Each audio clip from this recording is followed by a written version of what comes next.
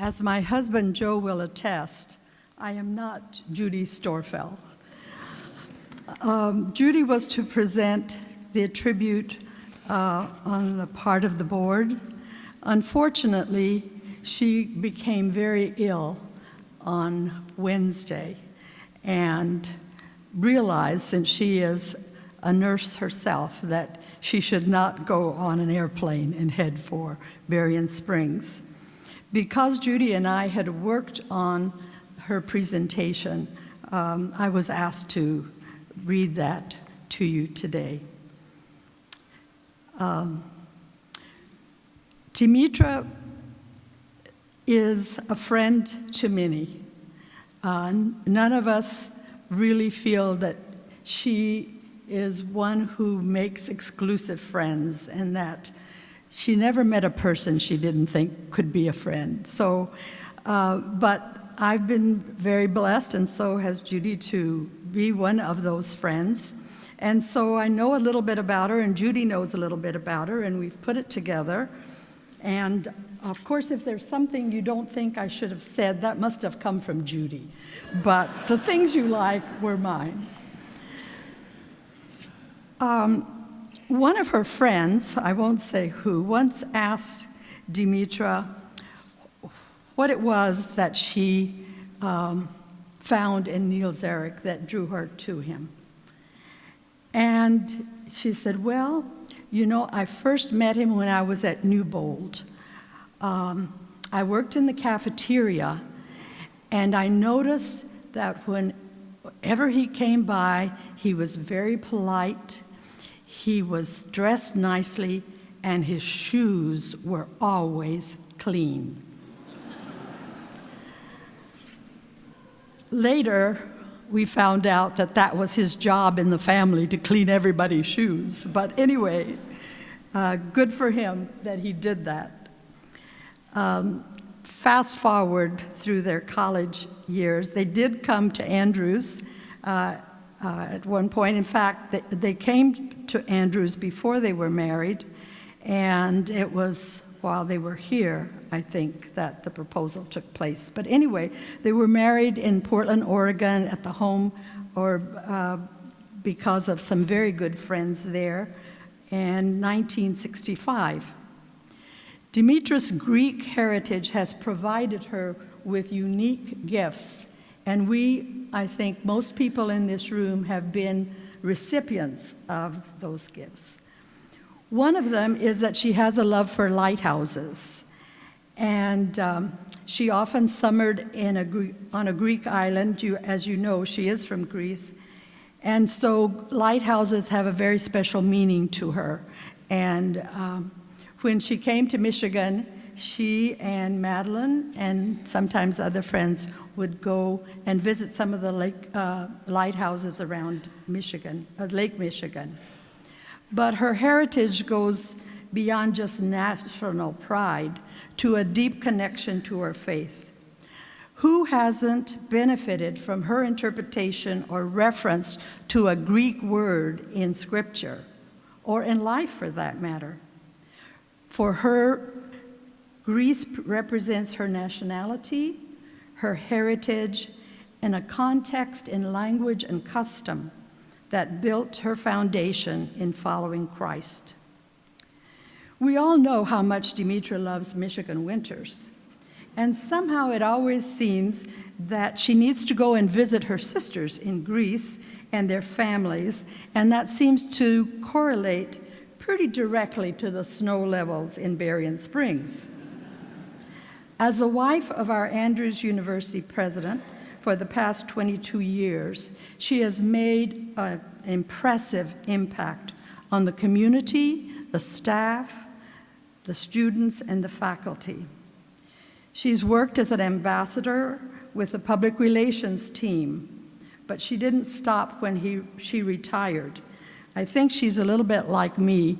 I keep telling people, I have an Andrews retirement, they retired my salary, and I keep on working. And that's what Dimitra does as well.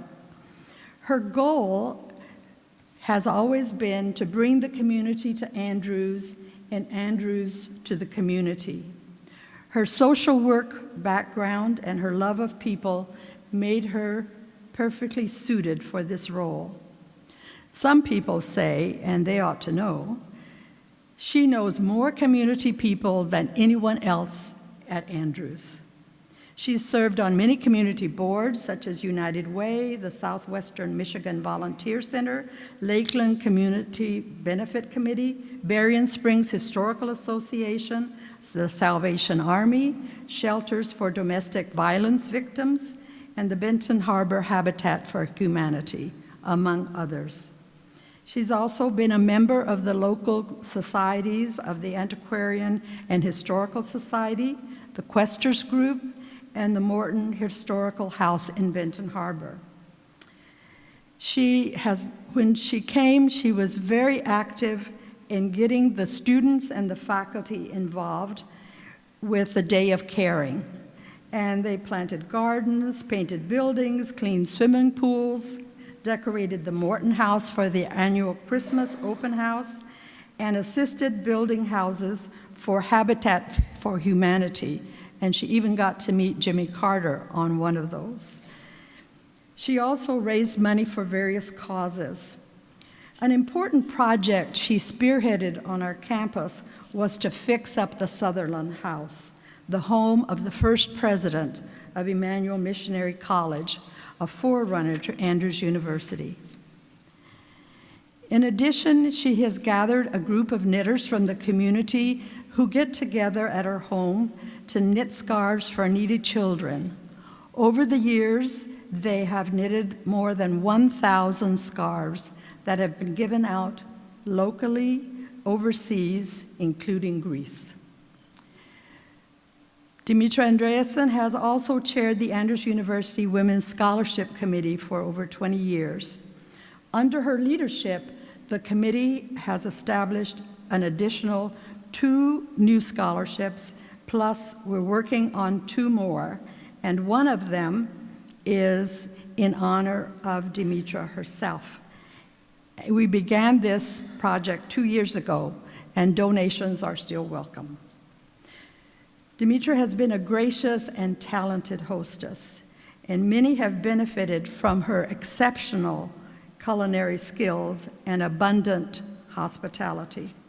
Community groups have come to her home, student groups every year, or certainly in the last few years, several hundred freshmen have come on the first Saturday night to be welcomed, not all at the same time, they come in groups. She's had the student movement staff over. She's especially interested in being a friend to single women in our community, and she provides Sabbath dinners for visitors to the campus, such as during Week of Prayer and other speakers.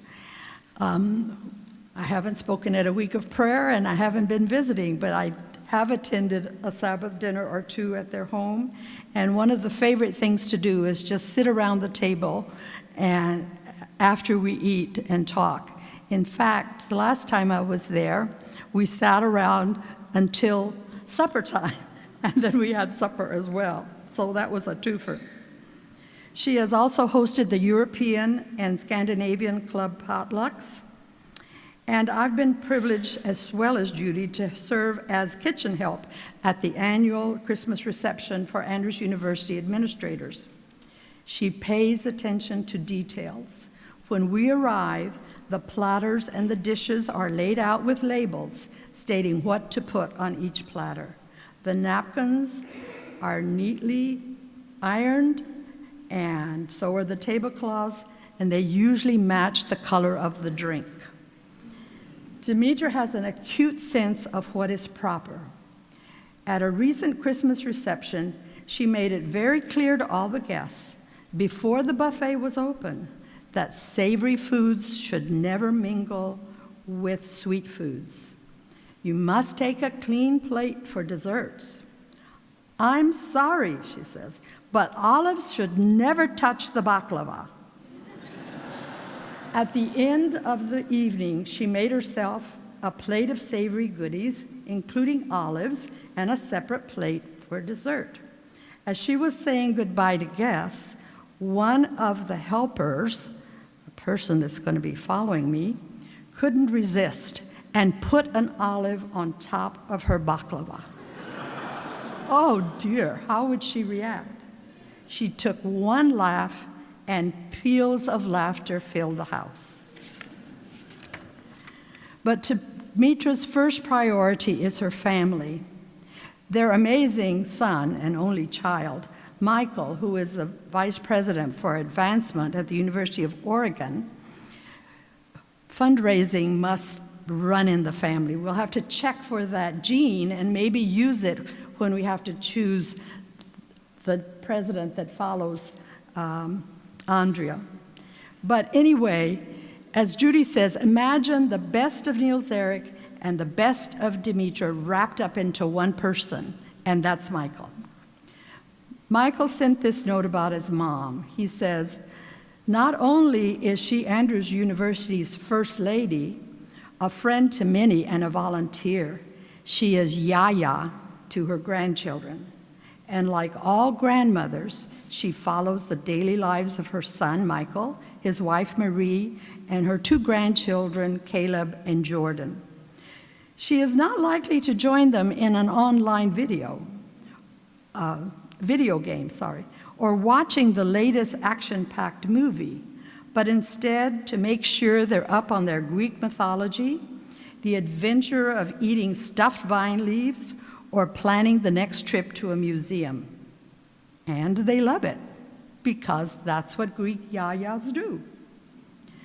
The Andreasens recently celebrated their 50th anniversary, and for the past 50 years, Dimitra has been doing her own thing to support and complement Niels-Erik's work. Carefully plans relaxing things to do during or just after busy or stressful times, for example, graduation. They may take a drive along Lake Michigan, or go to an outdoor concert in Chicago, or to the Chicago Art Museum. A friend summed up Dimitra this way: Dimitra never knew a stranger, or never mind. She loves to laugh, she knows her own mind, she's a lover of music, art, antiquities, and a well-ordered and beautiful home. She is proud of her heritage. She has coalesced many circles of friendship: knitters, Bible study, single women, international students. She loves her son and his family. And she is proud of the accomplishments, wisdom, and dignity of her husband. She did it her way. For all his effectiveness at fundraising, recruiting new students and faculty while growing and improving the campus facilities and encouraging scholarly excellence, Dr. Andreasen's biggest contribution to the Andrews University campus may well be convincing a beautiful fellow student at Newbold College to be his wife. Niels-Erik, thank you for your wise choice and your persuasiveness 50 years ago, and the clean, polished shoes. Dimitra, thank you for saying yes and enriching our lives at Andrews University. We salute you.